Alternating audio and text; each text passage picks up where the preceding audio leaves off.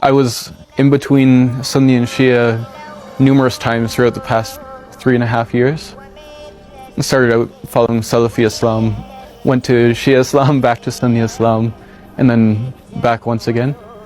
The reason I chose to follow the path of the Ahl Bayt was due to various things.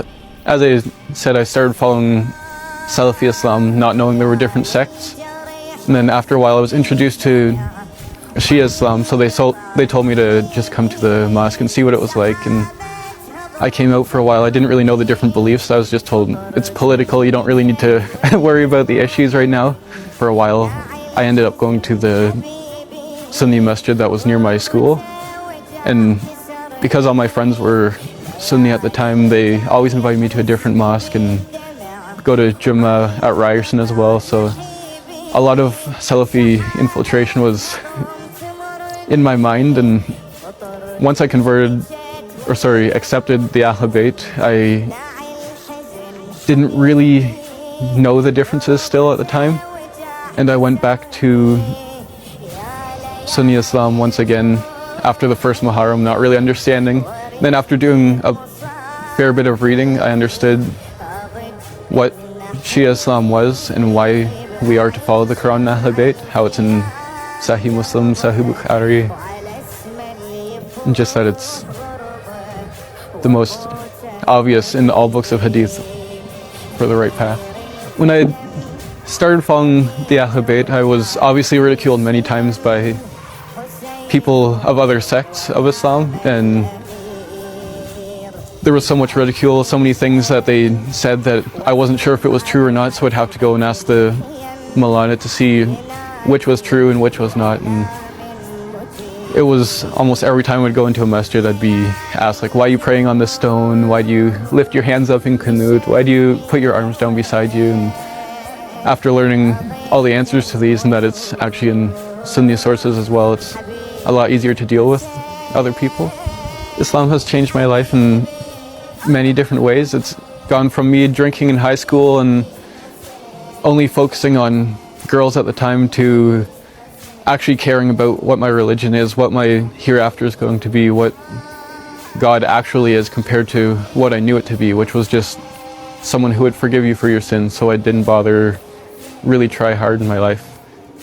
So it's definitely helped me with all my relationships, with my family, with people on a day-to-day basis, with even being able to sit right here, right now, being the shyest kid in all of my classes. I've had to speak so many times to other people that I at least can get out of my shell a little more sometimes.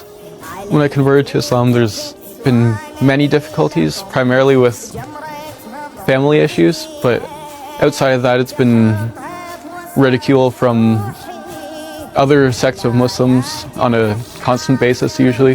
The main issue was in my 3rd year. I lived right downtown Toronto, and I lived beside a Wahhabi masjid, and I'd go there all the time to pray, and never really had issues at first, but then there started being many issues, and they'd start trying to push their beliefs on me and tell me that I shouldn't pray in this mosque, and that one person even told me I'd rather marry a Jew or a Christian than pray next to you.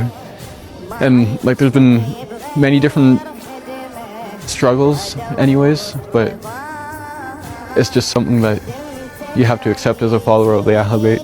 The one thing I've had an issue with in the Shia masjid was you'll hear people say that dawah should be done through your actions, not so much through handing out a book or sitting on the street preaching to people.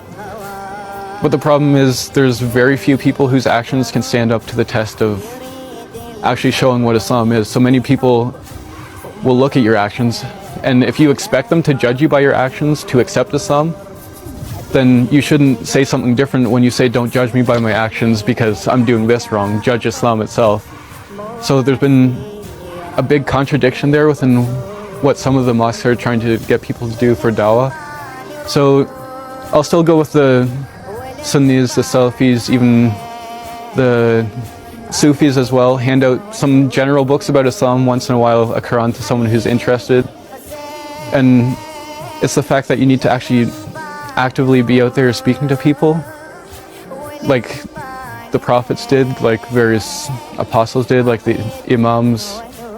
Whoever is trying to spread the religion, it didn't happen simply by walking by someone.